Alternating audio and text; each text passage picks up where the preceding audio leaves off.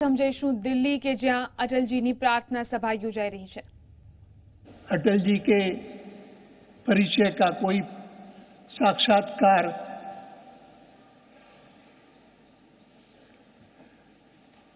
उनके जीवन परिचय से करेगा तो ये भी जानेगा कि अटल जी की विशेषताओं में एक विशेषता ये थी कि भोजन अच्छा पका सकते हैं, बढ़िया भोजन बनाते हैं। और उनके साथ साथ रहते हुए मुझे इसका बहुत अनुभव हुआ कि उनके कभी और कोई पकाने वाला नहीं, और अटल जी ही भोजन पका करके खिलाते थे, वो चाहे खिचड़ी सही।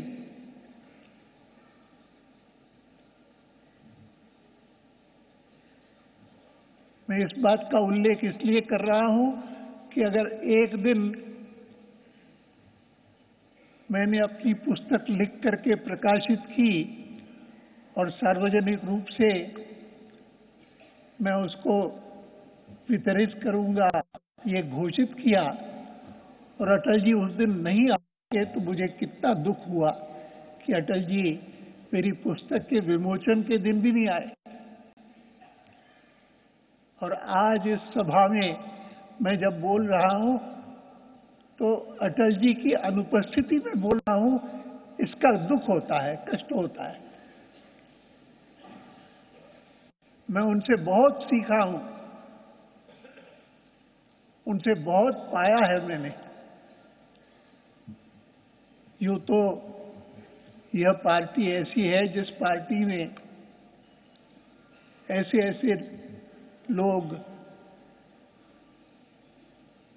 मुझे सिखाने को आए और मेरे कार्यक्रमों में आए, और उनमें अटल जी तो प्रमुख है, लेकिन मैं कभी भूल नहीं पाता हूं कि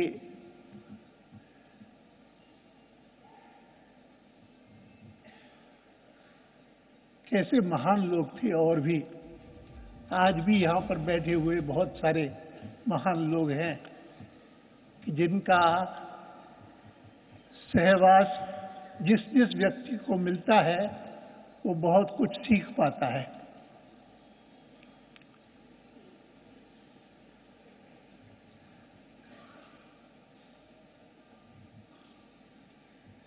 अभिजीत का हमने भाषण सुना, संघ के सरसंघचालक, उन्हीं से बहुत कुछ हमने सीखा। और आज जब वो अटल जी के बारे में हमको बता रहे थे तो उनके एक एक शब्द को मैं ग्रहण करने की कोशिश करता था और सोचता था कि कितना अच्छा होता कि आज हम अटल जी की अनुपस्थिति में ये बातें न कहते, लेकिन उनके सामने कहते तो कितना आनंद होता, कितना उसके कारण मन में संतोष होता और समाधान होता।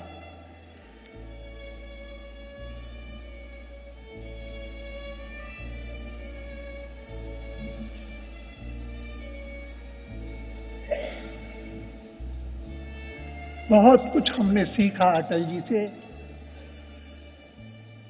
बहुत कुछ पाया अटल जी से, और इसीलिए दुख होता है कि वो हमको छोड़ करके और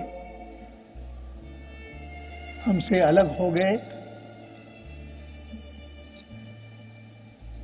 नियम है, लेकिन इतना ही कह सकता हूं कि अटल जी ने जो कुछ हमको सिखाया, जो कुछ हमको दिया, उसको ग्रहण करके हम अपना जीवन बिताएं।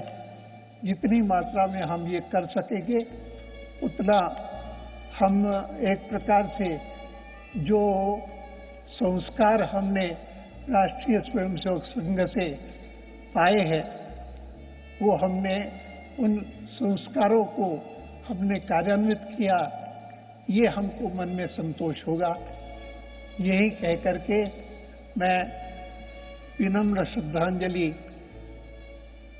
अटल बिहारी वाजपेयी जी को समर्पित करता हूं और भगवान से प्रार्थना करता हूं कि उनके बताए हुए मार्ग पर मैं स्वयं जीवन भर चल पाऊं और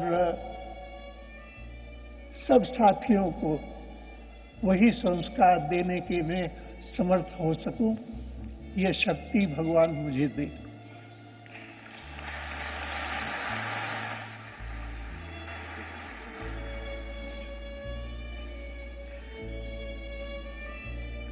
आदरणीय आडवाणी जी ने बहुत सारी यादों को उजागर किया।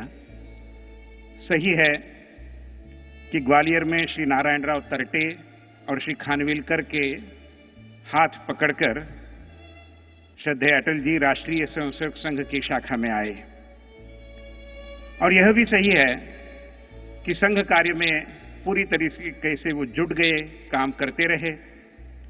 1990 की बात है, जब बाला साहब देवरस जी कुछ बीमार थे, दिल्ली में थे, तो जैसे आडवाणी जी अभी जिक्र कर रहे थे, स्वयं अटल जी ने खीर पकाई अपने घर में और बाला साहब जी को हॉस्पिटल में देकर आए। संघ के चतुर्थ सरसंघ चालक रज्जू भैया जी ने, जिनका वर्णन एक आदर्श स्वयंसेवक, प्रतिभाशाली कवि और प्रभावी राजनेता ऐसा किया था, ऐसे थे स्वयंसेवक अटल बिहारी वाजपेयी। आज उनको श्रद्धांजलि अर्पित करने के लिए राष्ट्रीय स्वयंसेवक संघ के विद्यमान सरसंघ चालक आदरणीय डॉक्टर मोहन भागवत जी हमारे मध्य में उपस्थित है। मैं उनसे अनुरोध करता हूं कि वे अपने श्रद्धा पर भाषण को प्रस्तुत करें।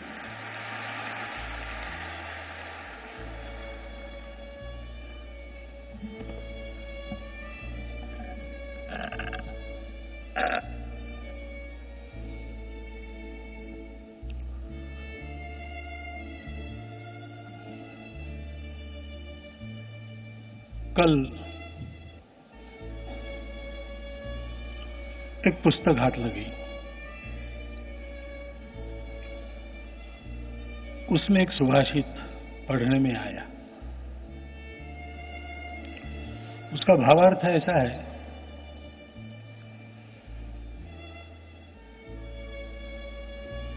सुंदर पुष्पों से और मधुर फलों से एक बड़ा वृक्ष सुसज्जित है, उसके पत्ते भी औषधि है। औषधि के लिए उसकी पत्तियां तोड़कर लोग ले जाते हैं, सुगंध के लिए उसके पुष्पों को ले जाते हैं, उसके सुंदर सुस्वादु फलों को घर ले जाकर खाते हैं। देना वृक्ष का स्वभाव है, वो देते रहता है। उससे मनुष्यों को लेना पड़ता है, वो लेते रहते हैं। लेकिन कितने लोगों के मन में ये विचार आता होगा कि अभी ये वृक्ष अपने पूरी बहार में ये सब दे रहा है, छाया भी दे रहा है, उसका तो गुणगान हो रहा है, लेकिन जब ये छोटा पौधा था और सूर्य की तपती गर्मी से जूझ रहा था, हवा के झोंकों से जूझ रहा था, तब उसकी रक्षा करते हुए उसके जड़ों को किसने सींचा होगा? अटल जी जिस कार्य में थे, उस कार्य का एक सुंदर ऐसा ही वृक्ष बना है। उसका लाभ पाने वाले उसकी स्तुति करते हैं, लेकिन बहुत विपरीत परिस्थितियों में उस कार्य का प्रारंभ करते हुए उसकी जड़ों को सींचने वाले जो लोग, कुछ चले गए, कुछ आज भी यहां इस श्रोतृवृंद में भी बैठे हैं, ऐसे जड़मूल से सींचकर वृक्ष खड़ा करने वाले इन कार्यकर्ताओं में अटल जी का प्रमुख स्थान था।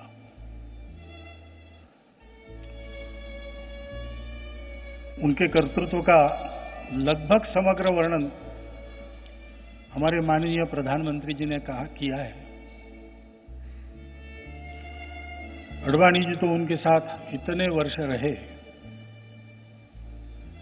वो अटल जी को अच्छी तरह जानते हैं, उन्होंने भी अपनी भावांजलि अर्पित की है। मुझे अटल जी का इतना सान्निध्य नहीं मिला।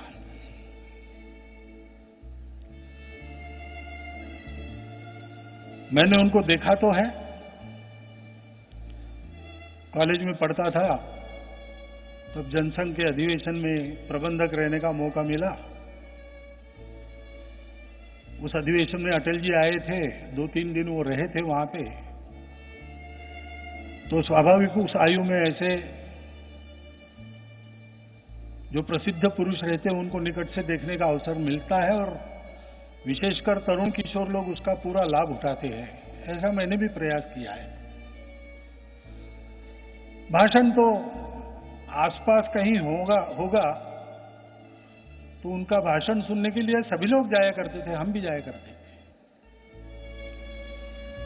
सरकारी वहां संघ का बनने के बाद उनके घर में जाना, प्रधानमंत्री थे उनके आवास पर जाना, चर्चा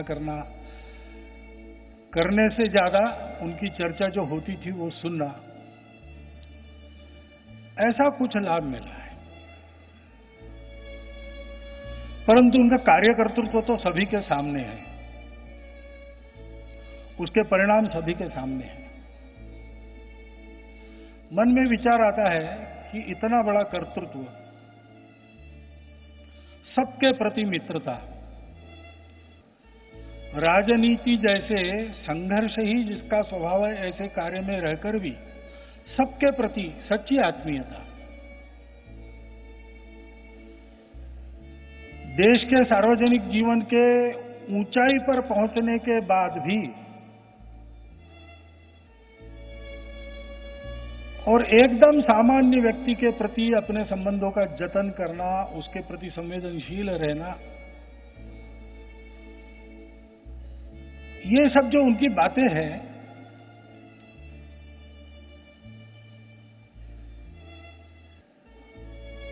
संघ का एक स्वयंसेवक जीवन में जहां कहीं जाए वो कैसा रहे, इसका हम लोगों के लिए ये वस्तुपाठ है। सार्वजनिक जीवन में ये सारा झेलते संभालते हुए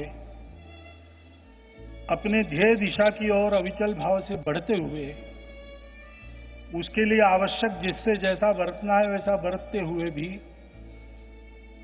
सबको अपना मित्र बनाना।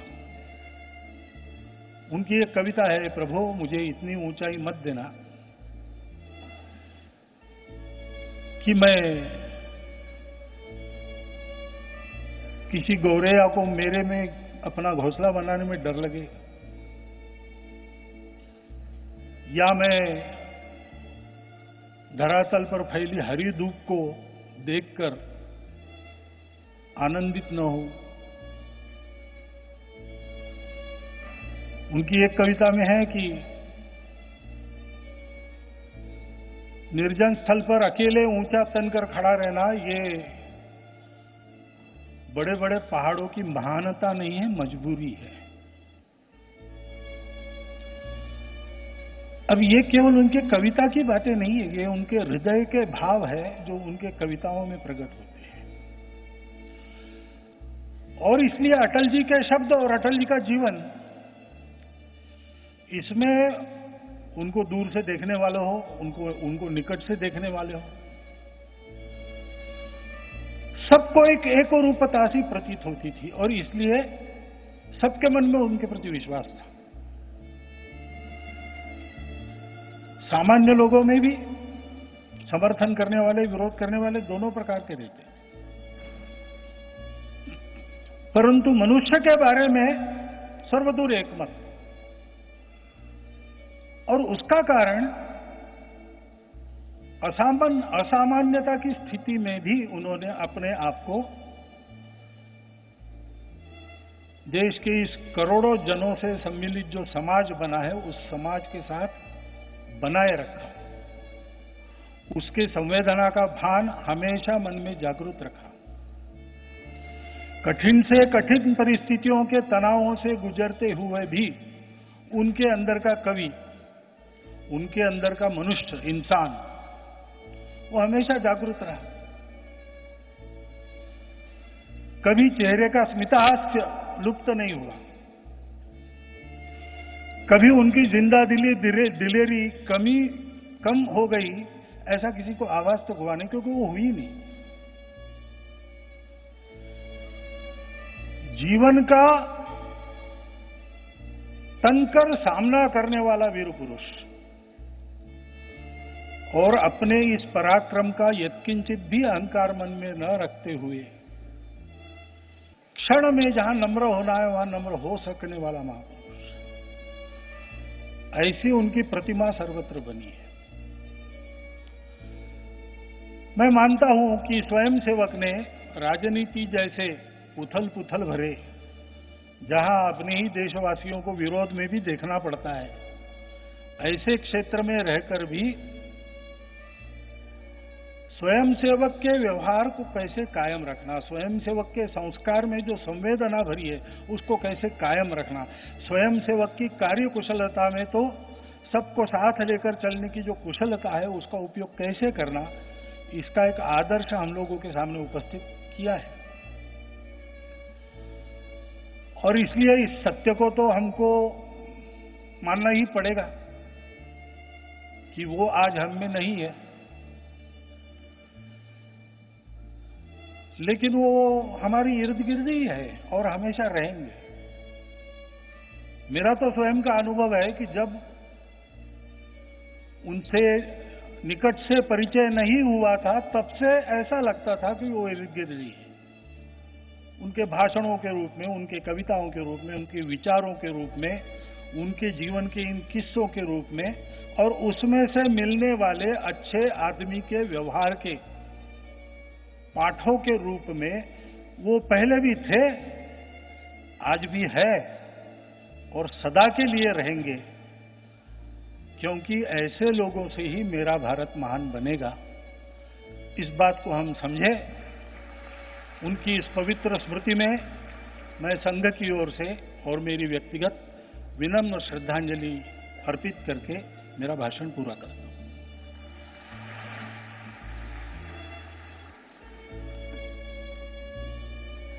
अपने चुनावी कार्यकाल के अंतिम चरण में श्रद्धेय अटल जी ने लखनऊ का प्रतिनिधित्व किया और आज लखनऊ से सांसद हैं इस देश के गृह मंत्री आदरणीय श्री राजनाथ सिंह जी। वो अटल जी के मंत्रिमंडल में भी रहे, उनके प्रधानमंत्रित्व काल में उत्तर प्रदेश के मुख्यमंत्री भी रहे। मैं आदरणीय राजनाथ जी से अनुरोध करता हूं कि वे श्रद्धांजलि भाषण प्रस्तुत करें।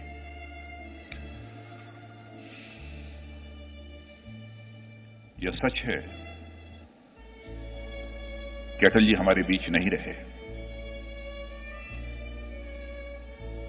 यह सच होते हुए भी यह एहसास नहीं हो रहा है। यह एहसास यही हो रहा है कि आज भी आदरणीय अटल जी हम सबके बीच हैं। उनके व्यक्तित्व, उनकी छवि का जहां तक प्रश्न है, जो भी अटल जी को जानता है उस व्यक्तित्व और उनकी उस छवि से वह प्रभावित हुआ है। और यदि मैं कहूं कि अटल जी की छवि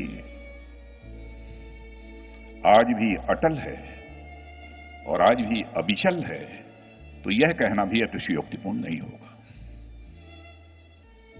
शायद कुछ लोग यह समझते होंगे कि राजनीतिक क्षेत्र में काम करते हुए अटल जी देश के प्रधानमंत्री बन गए और प्रधानमंत्री बनने के कारण उनको यह लोकप्रियता हासिल हुई है। लेकिन मैं यह मानता हूं कि अटल जी को लोकप्रियता देश का प्रधानमंत्री बनने के कारण हासिल नहीं हुई है। वह केवल किसी भी राजनीतिक और सामाजिक क्षेत्र में यदि काम करते रहते तो वैसे ही वह लोकप्रिय होते हैं जैसे कि भारत का प्रधानमंत्री बनने के बाद भी वह लोकप्रिय है। शायद देश में ऐसा कोई युवक नहीं हुआ। आजाद भारत के प्रथम प्रधानमंत्री, कद्दावर नेता पंडित जवाहरलाल जी नेहरू, जब उनकी 35-40 साल की उम्र थी, उसी समय यह पहचान लिया था, यह व्यक्ति भारत के भविष्य का प्रधानमंत्री है।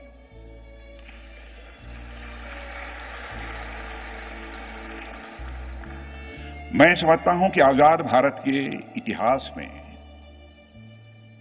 राजनीतिक क्षेत्र में काम करने वाले किसी भी युवक को यह सौभाग्य प्राप्त नहीं हुआ होगा कि देश के किसी कद्दावर नेता ने संसद में उसे पहचान लिया हो और उसके अंदर प्रधानमंत्री की झलक देखी हो, और लगातार 35-40 वर्षों तक यह सारा हिंदुस्तान उनके अंदर एक प्रधानमंत्री की झलक देखता रहा है। कोई नहीं हुआ है।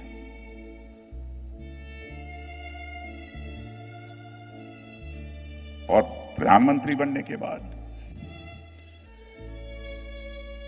सबको साथ लेकर जो चलने की उनकी कला है, मैंने पहली बार किसी सरकार ने, वह गठबंधन की सरकार को यदि कुशलतापूर्वक 5 वर्षों तक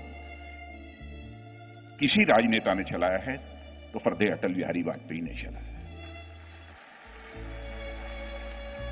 पहले वो नेता रहे। हमारे प्रधानमंत्री जी पोखरण परीक्षण की चर्चा कर रहे थे। माना जाता है कि अंतर्राष्ट्रीय जगत में यदि कोई बड़ी घटना होनी होती है तो सीआईए को उसकी भनक मिल जाती है, उसकी जानकारी हो जाती है। लेकिन पोखरण विस्फोट हो गया और सीआईए को उसकी भनक तक नहीं लगनी पाई। कारगिल के युद्ध की भी यदि हम चर्चा करें तो कारगिल के युद्ध के विस्तार में न जाते हुए मैं इतना ही कहूंगा, उनके नेतृत्व में युद्ध के मैदान में भी हमने विजय हासिल की और कूटनीति के मैदान में भी हमने विजय हासिल की। दोनों में विजय हासिल की।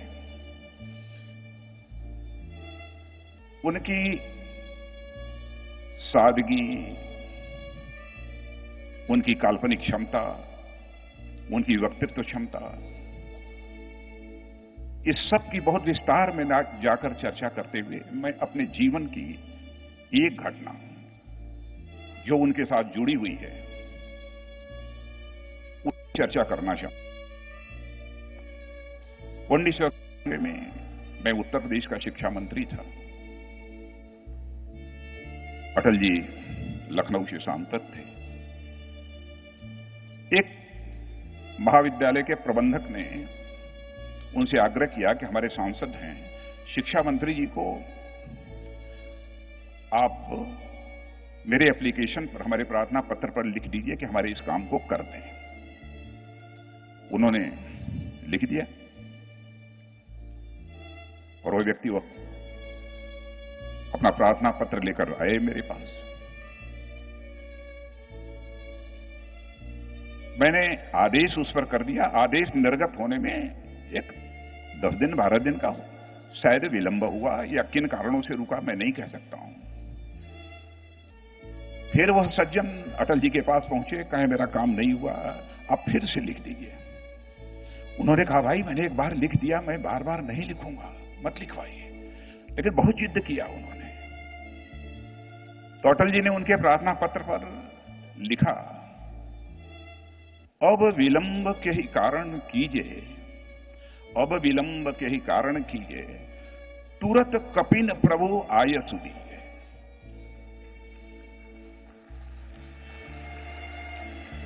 बहुत कुछ था।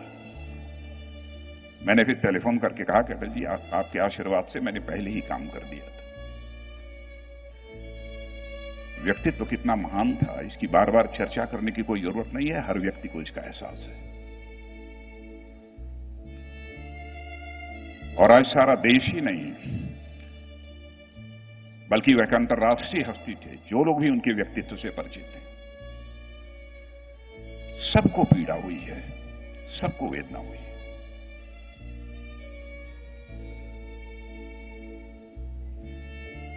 आदरणीय प्रधानमंत्री जी ने श्रद्धांजलि अर्पित की है। उनके साथ लंबे समय तक रहने का अवसर जिस आदरणीय अडवाणी जी को प्राप्त हुआ, उन्होंने भी अपनी श्रद्धांजलि अर्पित की है। माननीय सरसंघ चालक जी ने श्रद्धांजलि अर्पित की है। मैं भी एक सामान्य कार्यकर्ता होने के नाते मैं हृदय की गहराइयों से उनके प्रति श्रद्धांजलि अर्पित करता हूं।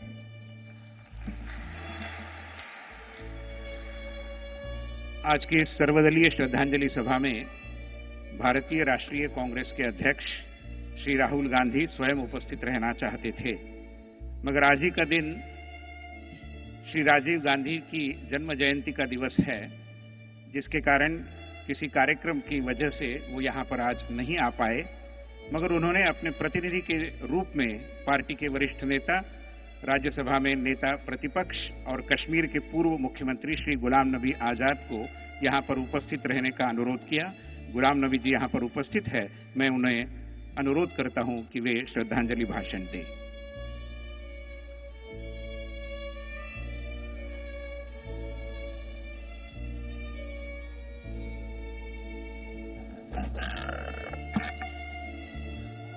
सभी महानुभाव,